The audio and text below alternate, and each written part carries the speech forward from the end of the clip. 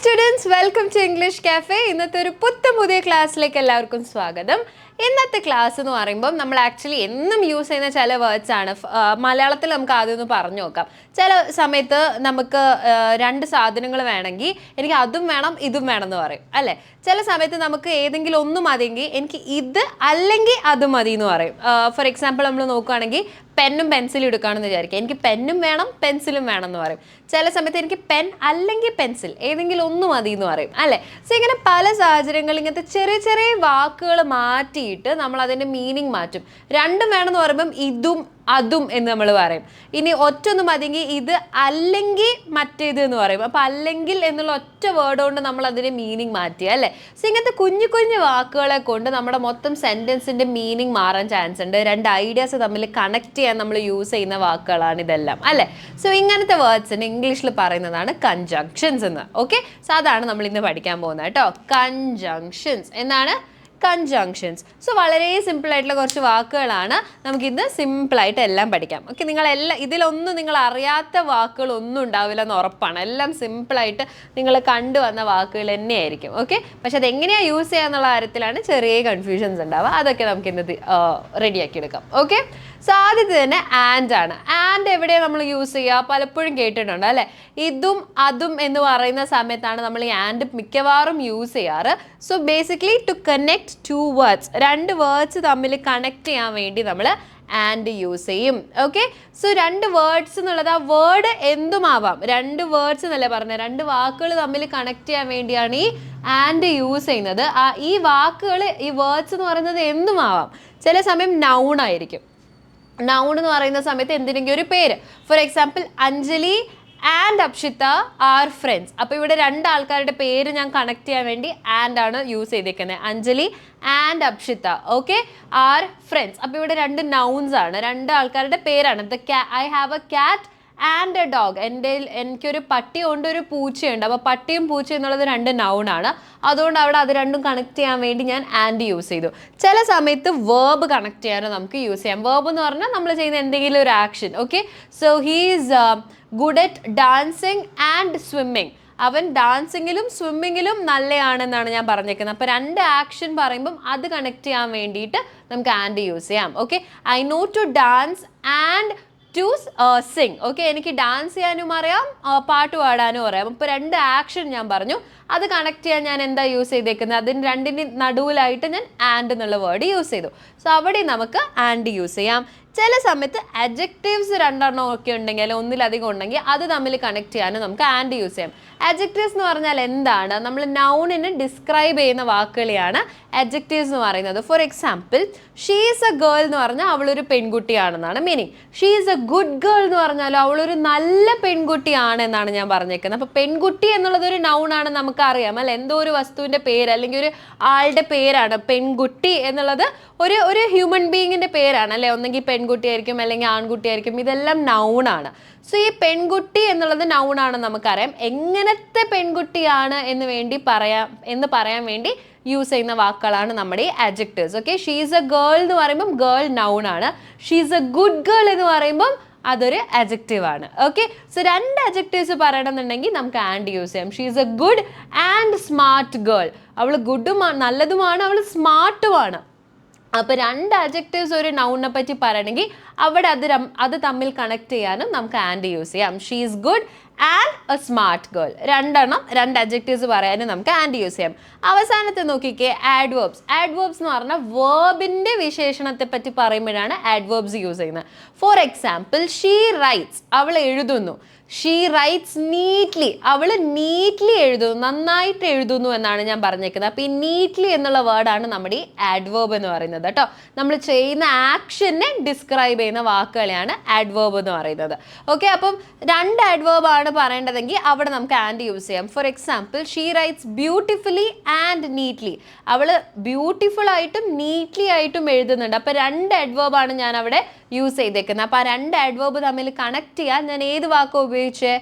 And ആണ് ഉപയോഗിച്ചത്. She rights beautifully and neatly. അപ്പം ഈ ആൻഡ് എന്നുള്ള വേർഡ് ഏത് വാക്കും ആയിക്കോട്ടെ, ഒന്നിലധികം ഉണ്ടെങ്കിൽ അത് തമ്മിൽ കണക്ട് ചെയ്യാൻ വേണ്ടി ആൻഡ് യൂസ് ചെയ്യാം. അത് നൗൺ ആവാം, വേർബ് ആവാം, അഡ്ജക്റ്റീവ് ആവാം, അല്ലെങ്കിൽ നമ്മുടെ അഡ്വേർബ്സ് ആവാം. ഏതായാലും അത് തമ്മിൽ കണക്ട് ചെയ്യാനായിട്ട് നമുക്ക് ആൻഡ് യൂസ് ചെയ്യാം. ക്ലിയർ ആണോ? ഇത്രയും ക്ലിയർ അല്ലേ? ഓക്കെ. അങ്ങനെയാണെങ്കിൽ ആൻഡിൻ്റെ വേറൊരു യൂസേജ് നമുക്ക് പഠിക്കാം. To connect two clauses of equal importance.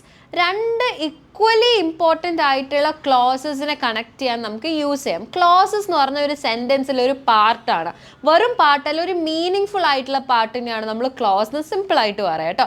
അപ്പോൾ രണ്ട് ഇമ്പോർട്ടൻ്റ് ആയിട്ടുള്ള ഈക്വലി ഇമ്പോർട്ടൻ്റ് ആയിട്ടുള്ള രണ്ട് ഐഡിയാസ് ഉണ്ടെങ്കിൽ അത് തമ്മിൽ കണക്ട് ചെയ്യാൻ നമുക്ക് ഈ ആൻഡ് യൂസ് ചെയ്യാം.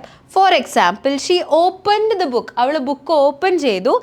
And started reading. അപ്പോൾ അവൾ ബുക്ക് ഓപ്പൺ ചെയ്തു, വായിക്കാൻ തുടങ്ങി. അപ്പം അവൾ ബുക്ക് ഓപ്പൺ ചെയ്തിട്ട് വായിക്കാൻ തുടങ്ങി. അപ്പോൾ രണ്ട് ആക്ഷനാണ് അവൾ ചെയ്യുന്നത്. അവൾ ബുക്ക് ഓപ്പൺ ചെയ്തു, അവൾ വായിക്കാൻ തുടങ്ങി. രണ്ടും ഈക്വലി ഇമ്പോർട്ടൻ്റ് ആയിട്ടുള്ളൊരു കാര്യമാണ് അല്ലേ? ഇതിൽ ഏതാണ് കൂടുതൽ ഇമ്പോർട്ടൻറ്റ് നമുക്ക് പറയാൻ പറ്റില്ല. അവൾ ബുക്ക് തുറന്നതാണോ കൂടുതൽ ഇമ്പോർട്ടൻറ്റ്, അല്ലെങ്കിൽ അവൾ വായിക്കാൻ തുടങ്ങിയതാണോ കൂടുതൽ ഇമ്പോർട്ടൻ്റ് എന്ന് ചോദിച്ചാൽ നമുക്ക് അറിയില്ല. രണ്ടും ഈക്വലി ഇമ്പോർട്ടൻ്റ് ആണ്. അപ്പോൾ രണ്ട് ഈക്വലി ഇമ്പോർട്ടൻ്റ് ആയിട്ടുള്ള ക്ലോസസിനെ തമ്മിൽ കണക്ട് ചെയ്യാൻ നമുക്ക് ആൻഡ് യൂസ് ചെയ്യാം. ഇവിടെ യൂസ് ചെയ്ത പോലെ യൂസ് ചെയ്യാം.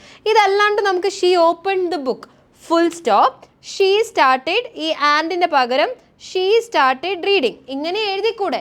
എഴുതാം, തെറ്റില്ല. പക്ഷെ രണ്ടും ഈക്വലി ഇമ്പോർട്ടൻ്റ് ആയിട്ടുള്ള ഒരേ ആളെ പറ്റി പറയുമ്പം നമുക്കിവിടെ ഷീയുടെ പകരം ആൻഡ് യൂസ് ചെയ്താൽ മതി.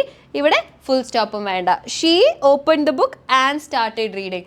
വേറൊരു എക്സാമ്പിൾ നോക്കിക്കേ. My father is a doctor and my mother is a teacher. ഇവിടെ രണ്ടും ഈക്വലി ഇമ്പോർട്ടൻ്റ് ഐഡിയാസ് ആണ്. ഇവിടെ എൻ്റെ അച്ഛൻ ഡോക്ടർ ആയതാണോ അല്ലെങ്കിൽ എൻ്റെ അമ്മ ടീച്ചർ ആയതാണോ കൂടുതൽ ഇമ്പോർട്ടൻറ്റ്? പറയാൻ സാധിക്കുമോ? ഇല്ല, രണ്ടും ഈക്വലി ഇമ്പോർട്ടൻ്റ് ആയ കാര്യങ്ങളാണ് അല്ലേ? സോ അത് രണ്ടും തമ്മിൽ കണക്ട് ചെയ്യാൻ നമുക്ക് ആൻഡ് യൂസ് ചെയ്താൽ മതി. My father is a doctor and my mother is a teacher, ഇങ്ങനെ പറഞ്ഞാൽ മതി. ഇത് പറയാൻ വേറൊരു വഴിയുള്ളത് my father is a doctor, full stop, പിന്നെ my mother is a teacher. ഇങ്ങനെ രണ്ട് സ്ഥലത്തും ഫുൾ സ്റ്റോപ്പ് ഇട്ടുകൊണ്ട് നമുക്ക് പറയാം. പക്ഷെ ഇങ്ങനെ ആവശ്യമില്ല. നമ്മളത് രണ്ടും ഒരേപോലത്തെ ഐഡിയാസ് ആയതുകൊണ്ട്, ഈക്വലി ഇമ്പോർട്ടൻ്റ് ആയ ഐഡിയ ആയതുകൊണ്ട് നമുക്ക് ആൻഡ് വെച്ച് തന്നെ ഈ ഒറ്റ സെൻറ്റൻസ് ആക്കി മാറ്റാം.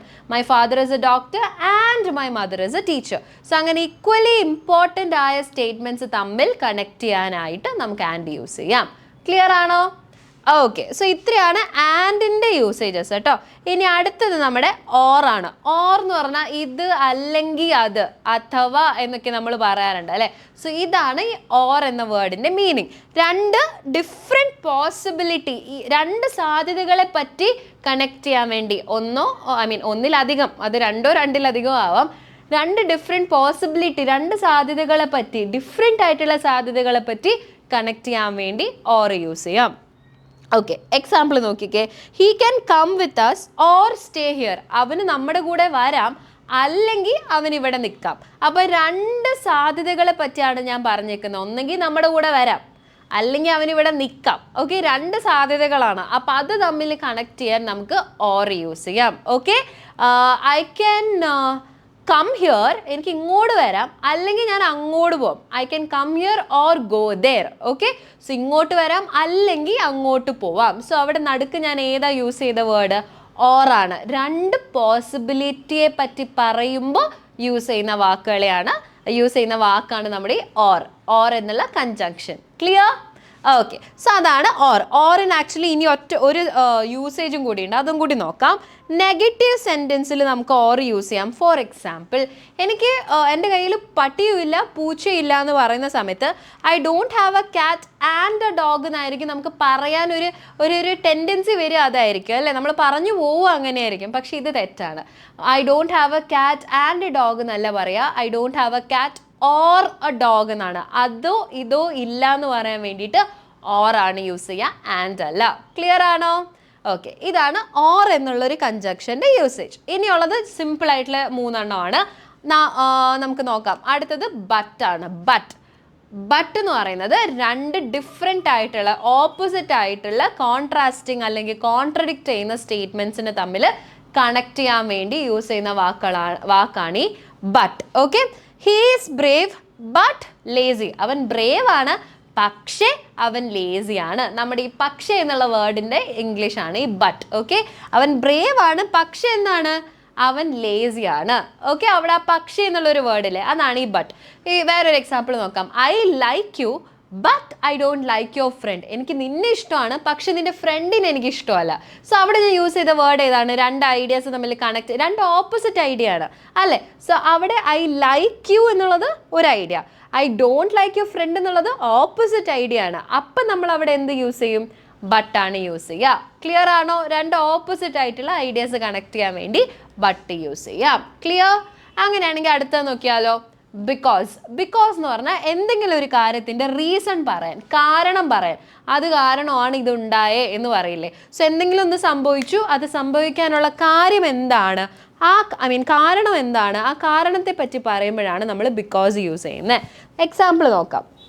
എന്തൊരു സംഭവം നടന്നു, അതിൻ്റെ കാരണം കേട്ടോ. അപ്പോൾ ഇവിടെ നടന്ന സംഭവം എന്താണ്? I married Raj because I love him. അപ്പോൾ ഞാൻ ചെയ്ത ആക്ഷൻ എന്താണ്? ഐ മാരീഡ് രാജ്, ഞാൻ രാജിനെ കല്യാണം കഴിച്ചു.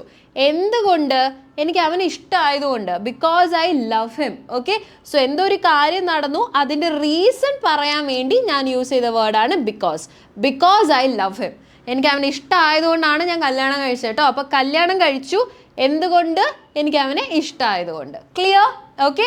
I came here because I wanted to see you. ഞാൻ ഇങ്ങോട്ട് വന്നു എന്തുകൊണ്ട്? എനിക്ക് നിന്നെ കാണണം, അതുകൊണ്ടാണ് ഞാൻ വന്നത്. ഓക്കെ, സോ ഞാനിവിടെ വന്നു. ആദ്യം ഐ കെയിം ഹിയർ, ഞാൻ ചെയ്ത ആക്ഷൻ പറഞ്ഞു, പിന്നെയാണ് അതിൻ്റെ കാരണം പറയുന്നത്. ഐ കെയിം ഹിയർ ബിക്കോസ്, കാരണം I wanted to see you, എനിക്ക് നിന്നെ കാണണമായിരുന്നു. ക്ലിയർ? ഓക്കെ, സോ ഇങ്ങനത്തെ സിറ്റുവേഷനിൽ നമുക്ക് ബിക്കോസ് യൂസ് ചെയ്യാം. അടുത്തത് ലാസ്റ്റ് വൺ ആണ് സോ. സോ എന്ന് പറഞ്ഞാൽ അതുകൊണ്ട് എന്നുള്ള മീനിങ് ആണ്. വിച്ച് മീൻസ് എന്തെങ്കിലും ഒരു കാര്യത്തിൻ്റെ കോൺസിക്വൻസോ അല്ലെങ്കിൽ റിസൾട്ടോ പറയുമ്പോഴാണ് നമ്മൾ സോ യൂസ് ചെയ്യുക. എന്തെങ്കിലും ഒരു കാര്യം നടന്നിട്ട് അതിൻ്റെ റിസൾട്ട് എന്താണോ അത് പറയുമ്പോഴാണ് നമ്മൾ സോ യൂസ് ചെയ്യുന്നത്. ഓക്കെ, എക്സാമ്പിൾ നോക്കിക്കേ. ഹീ ഈസ് നോട്ട് വെൽ, അവന് വയ്യ, അതുകൊണ്ട് എന്ത് സംഭവിച്ചു? സോ ഹീസ് ആബ്സെന്റ്, അതുകൊണ്ട് അവൻ ആബ്സെന്റ് ആയി.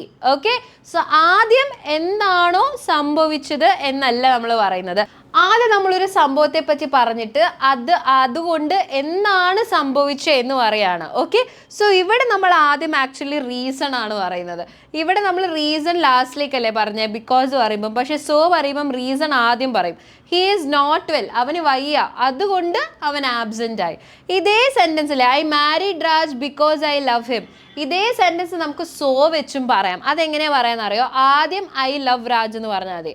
ഐ ലവ് രാജ്, എനിക്ക് രാജിനെ ഇഷ്ടമാണ്, അതുകൊണ്ട് ഞാൻ എന്ത് ചെയ്തു? അതുകൊണ്ട് ഐ മാരീഡ് ഹിം, അതുകൊണ്ട് ഞാൻ അവനെ കല്യാണം കഴിച്ചു. ക്ലിയർ? സോ ബിക്കോസും സോയും തമ്മിൽ ഈ ഒരു ചെറിയ വ്യത്യാസമേ ഉള്ളൂ. അപ്പോൾ അത് സൂക്ഷിച്ച് ഉപയോഗിക്കാം കേട്ടോ.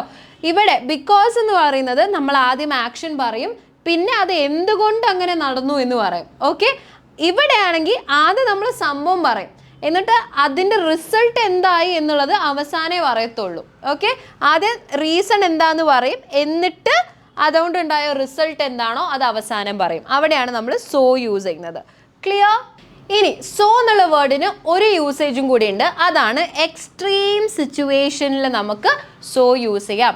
ഇവിടെ ഈ സിറ്റുവേഷൻ എന്നുള്ളൊരു വാക്ക് ഞാൻ പ്രൊനൗൺസ് ചെയ്തപ്പോൾ നിങ്ങൾ ശ്രദ്ധിച്ചു കാണും. നമ്മൾ യൂഷ്വലി സിറ്റുവേഷൻ എന്നാണ് പറയുന്നത് അല്ലേ. ഇട്ട് സൗണ്ട് നമുക്ക് ഇങ്ങനെ പ്രോമിനൻ്റ് ആയി വരാൻ ചാൻസ് ഉണ്ട്, പക്ഷെ ദാറ്റ് ഈസ് റോങ്. ഇത് പ്രൊനൗൺസ് ചെയ്യേണ്ട കറക്റ്റ് വേ എന്താ അറിയോ? സിറ്റുവേഷൻ. എന്താണ്? സിറ്റുവേഷൻ. ഓക്കെ, സൗണ്ട് ആണ് വരേണ്ടത്, സിറ്റുവേഷൻ. സോ എക്സ്ട്രീം ആയിട്ടുള്ള സിറ്റുവേഷനെ പറ്റി പറയുമ്പോൾ നമുക്ക് സോ യൂസ് ചെയ്യാം.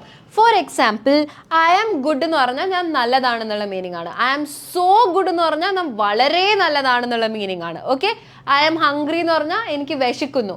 ഐ ആം സോ ഹംഗ്രി എന്ന് പറഞ്ഞാൽ എനിക്ക് നന്നായി വിശക്കുന്നു എന്നുള്ള മീനിങ് ആണ്. സോ വളരെ അധികം, നന്നായി എന്നൊക്കെ പറയില്ലേ, അവിടെയാണ് നമ്മൾ സോ യൂസ് ചെയ്യുക. ഓക്കെ, എക്സ്ട്രീം ആയിട്ടുള്ള കുറച്ച് അധികമായിട്ട് വരുവാണെങ്കിൽ നമുക്ക് സോ യൂസ് ചെയ്യാം. അപ്പോൾ സോന് ആക്ച്വലി രണ്ട് യൂസേജ് ഉണ്ട്. ഒന്ന് റിസൾട്ട് പറയുന്ന സമയത്ത്, അല്ലെങ്കിൽ എക്സ്ട്രീം ആയിട്ടുള്ള സിറ്റുവേഷനെ പറ്റി പറയുന്ന സമയത്ത്. ഈ രണ്ട് സിറ്റുവേഷനിലും സോ യൂസ് ചെയ്യാം. ക്ലിയർ ആണോ?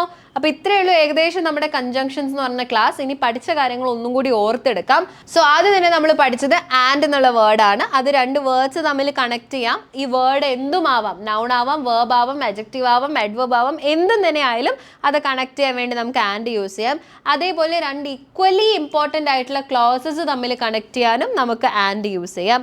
ഓർ എന്ന് പറഞ്ഞാൽ ഇത് അല്ലെങ്കിൽ അത് എന്നുള്ള മീനിങ് ആണ്. അവിടെ നമ്മൾ ഓർ യൂസ് ചെയ്യും.